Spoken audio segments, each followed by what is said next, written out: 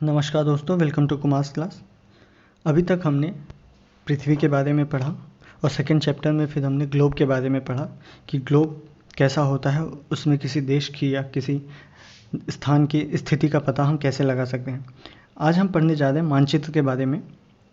मानचित्र कैसे कार्य करता है, मानचित्र में किसी दिशा को ज्ञात करना या किसी स्थान को ज्ञात करना हम कैसे कर सकते हैं और मानचित्र में हम किन किन चीज़ों को दर्शा सकते हैं। ठीक है, ये हिस्ट्री क्लास 6 का चैप्टर 4 आज हम करने जा रहे हैं। आइए शुरू करते हैं। हमने ग्लोब के बारे में पढ़ लिया कि ग्लोब में पृथ्वी का अध्ययन हम कैसे करते हैं, पृथ्वी के बाकी चीज़ों का अध्ययन हम पृथ्वी में देश को कैसे दिखा सकते हैं, किसी की स्थिति पता लगा सकते हैं। ठीक है, लेकिन जब हम पृथ्वी के किसी एक भाग जैसे कि किसी देश या किसी शहर या किसी गांव के बारे में अध्ययन करना हो तो वो हम कैसे करेंगे। इसके लिए हमें मानचित्र की आवश्यकता होती है। मानचित्र होता क्या है कि पृथ्वी की ही सतह के एक भाग का जो पैमाना होता है वो कैसा होता है, वो चपटी सतह पर खींचा गया चित्र होता है। चपटी सतह का मतलब किसी प्लेन पर जैसे कि पेपर पर या बोर्ड पर खींचा गया एक पैमाना होता है। ठीक है, एक गोलाकार सतह को पूरी तरह से चपटा करना असंभव हो जाता है, इसीलिए हम मानचित्रों का उपयोग करते हैं। मानचित्र होता क्या है कि पृथ्वी की ही एक सतह का एक भाग या पैमाना होता है जिसके माध्यम से हम चपटी सतह पर खींच सकते हैं एक चित्र। मानचित्र की विभिन्न ज़रूरतों के लिए हमें इसकी होती है। जैसे कि एक छोटे क्षेत्र के हम कुछ चीज़ों को अगर दर्शाना हो, एक छोटे क्षेत्र में कौन कौन सी चीज़ें हैं अगर हमें ये जानना हो तो इसके लिए हमें मानचित्र ही सबसे सही रहेगा। ठीक है, मानचित्र हम देखते हैं कि कितने प्रकार के मानचित्र हो सकते हैं। ठीक, बेसिकली मानचित्र 3 प्रकार के होते हैं, भौतिक मानचित्र, राजनीतिक मानचित्र और एक कौन सा मानचित्र होता है, थीमेटिक मानचित्र। आइए एक एक करके तीनों को देखते हैं। भौतिक मानचित्र क्या होता है कि जो भी प्राकृतिक चीज़ें हुई हैं जैसे कि पर्वत, पठार, मैदान, नदियाँ या महासागर इत्यादि, ये सारी चीज़ें जो होती हैं इनको हम जिस मानचित्र पर दर्शाते हैं इन्हें क्या कहा जाता है, भौतिक या उच्चावच मानचित्र कहा जाता है।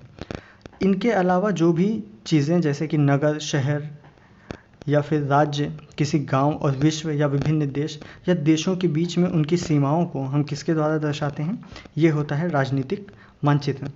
कुछ विशेष चीज़ें भी होती हैं, कुछ विशेष चीज़ें जैसे कि कोई सड़क, वर्षा मानचित्र या वन या उद्योग आदि, इन सब चीज़ों को हम किसके माध्यम से दर्शाते हैं, थीमेटिक मानचित्र के माध्यम से हम इन सारी चीज़ों को दर्शाते हैं।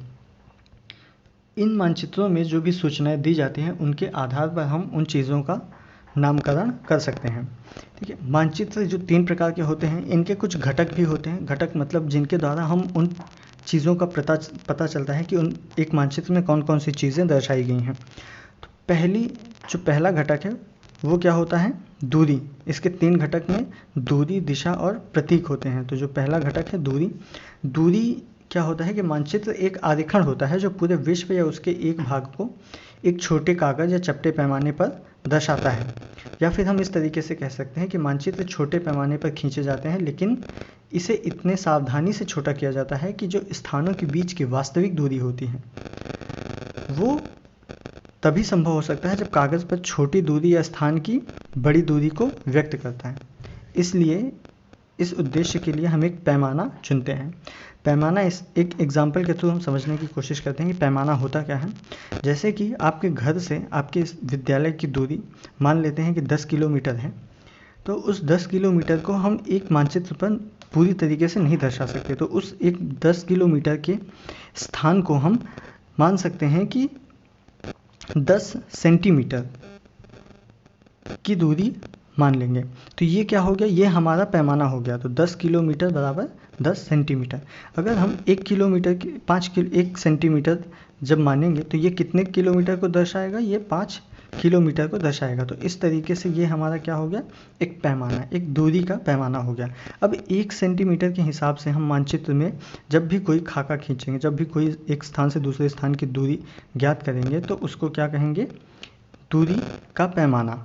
ठीक है, इसी तरीके से जब बड़े क्षेत्रफल वाले भागों को, महाद्वीप या देशों को जब कागज़ पर दर्शाया हो जाता है तो क्या होता है कि छोटे पैमाने का उपयोग हम करते हैं। जैसे मानचित्र पर हम 5 सेंटीमीटर स्थान को 500 किलोमीटर दर्शाते हैं, तो इस तरीके को क्या कहा जाता है, छोटे पैमाने वाला मानचित्र। और जब एक छोटे क्षेत्रफल वाले भाग जैसे किसी गांव शहर को कागज़ पर दिखाना होता है तब हम क्या करते हैं, बड़े पैमाने का उपयोग करते हैं और इन सबको क्या कहा जाता है, बड़े पैमाने वाला मानचित्र। ठीक, जैसे 500 मीटर की दूरी को दिखाने के लिए हम 5 सेंटीमीटर से दर्शाते हैं, इस तरीके के मानचित्र को क्या कहेंगे, बड़े पैमाने वाले मानचित्र। अक्सर जो होते हैं बड़े पैमाने वाले मानचित्र, ये छोटे पैमाने वाले मानचित्रों की अपेक्षा अधिक जानकारी प्रदान करते हैं हमें। ये एक तरीके का पैमाने का मानचित्र दिखाया गया है कि इसमें पैमाना किस में दिया गया है, मीटर में। ठीक है, यहाँ पे पैमाना क्या लिखा है, 1 सेंटीमीटर बराबर 10 मीटर। इस तरीके से हम मान सकते हैं कि 50, 40, 30, 20, 10, 0। इसमें विभिन्न चीज़ें दर्शाई गई हैं, कुआं, विद्यालय, ये खेल का मैदान, कोई पेड़, एक सामुदायिक स्वास्थ्य केंद्र, दुकानें, घर। इसी तरीके से पैमाने के माध्यम से हम सारी चीज़ें की दूरी पता लगा सकते हैं। जो दूसरा पैमाना है दिशा, हम दिशा कैसे ज्ञात कर सकते हैं, किसी भी मानचित्र में जब हम ऊपर की ओर देखेंगे तो जब सबसे ऊपर की दिशा होगी वो हमेशा उत्तर और नीचे की दक्षिण। इधर ये पूर्व की दिशा दर्शाएगी और इधर ये पश्चिम की दिशा दर्शाती है। इन चारों दिशाओं को क्या कहा जाता है, प्रधान दिग्बिंदु कहते हैं।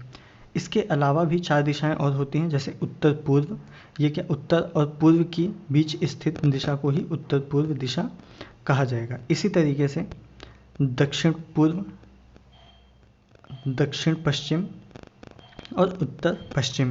ठीक है, निम्नलिखित दिशाओं का इसमें से पता लगाना है आपको अब इस पैमाने के से कि इसमें विभिन्न यहाँ से यहाँ तक की दूरी कितनी होगी।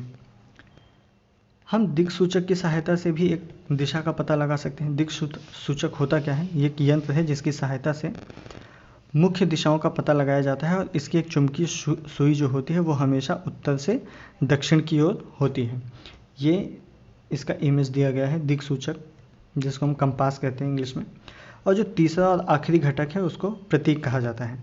ये किसी भी मानचित्र का सबसे प्रमुख घटक होता है। बिना प्रतीकों के हम मानचित्र में समझ नहीं पाएंगे कि कौन सा स्थान किस जगह पर स्थित है।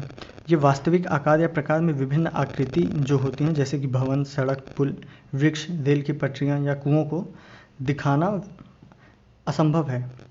इसीलिए हम इन प्रतीकों का इस्तेमाल करते हैं जिसकी सहायता से हम किसी भी मानचित्र को अच्छी तरीके से बना सकें। और ये प्रतीक क्या होते हैं, ये कम स्थान में अधिक जानकारी हमें प्रदान करते हैं। ठीक है, और विभिन्न प्रकार के हम रंगों का भी प्रयोग इसमें करते हैं। प्रतीकों के इस्तेमाल के द्वारा मानचित्र को आसानी से खींचा जा सकता है और इसका अध्ययन करना काफ़ी आसान होता है। अगर आप एक क्षेत्र की भाषा को नहीं जानते तो आप किसी भी दिशाओं के बारे में पूछ सकते हैं, तो आप इन चिन्हों की सहायता से मानचित्र की जानकारी प्राप्त कर सकते हैं। मानचित्र में क्या होता है कि ये एक विश्वव्यापी भाषा होती है जिनमें हम प्रतीकों के माध्यम से हम दिशाओं और स्थानों का पता लगा सकते हैं। जैसे कि इसमें दिखाया गया है कि रेलवे लाइन को दिखाने के लिए हम इन तरीके प्रतीकों का इस्तेमाल करते हैं। सड़कों के लिए इस तरीके के प्रतीकों का इस्तेमाल करते हैं। इनमें भी हम कच्ची और पक्की सड़कों के लिए अलग अलग प्रकार के प्रतीकों का इस्तेमाल कर सकते हैं।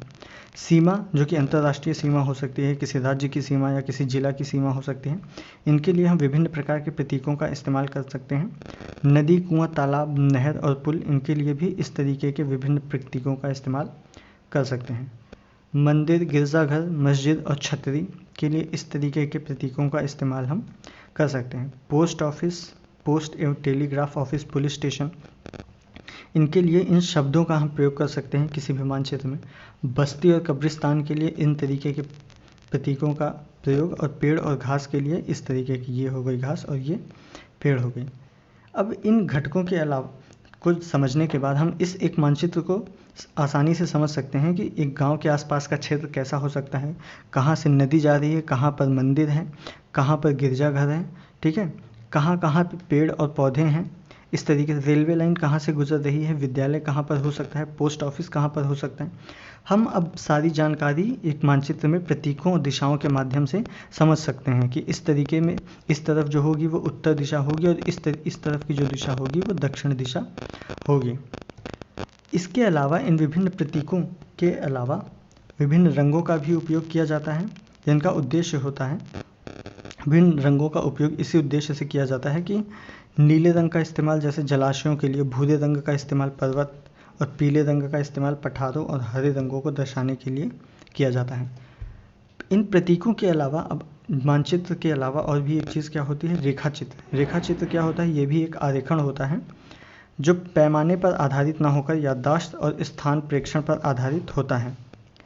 कभी कभी क्या होता है कि किसी क्षेत्र के एक कच्चे आरेखन की आवश्यकता होती है, जैसे कि हम कभी हमारे पास पेन या पेपर नहीं है तो हम मानचित्रों को जो भी हम मानचित्र अपने याददाश्त के हिसाब से ज़मीन पर या किसी जगह पर खींच के बनाते हैं उनको क्या कहा जाता है, रेखा चित्र मानचित्र कहा जा सकता है।